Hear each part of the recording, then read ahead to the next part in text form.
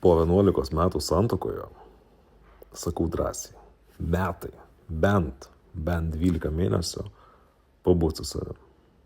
Truputį susivokti, kas vyksta.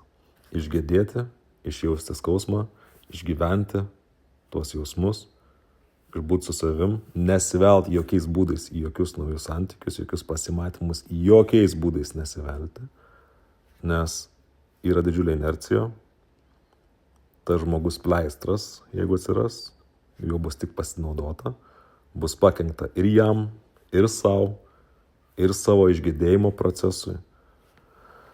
Čia yra viena didžiausių klaidų, kurią matau daro dėja, bet labai daug žmonių po santuokų iširimo, ilgalaikių santykių iširimo. Metasi greitai, susiranda žmogų pleistrą, kuriuo pasinaudoja ir tuo pačiu praleidžia išgėdėjimo etapą. Liūdnai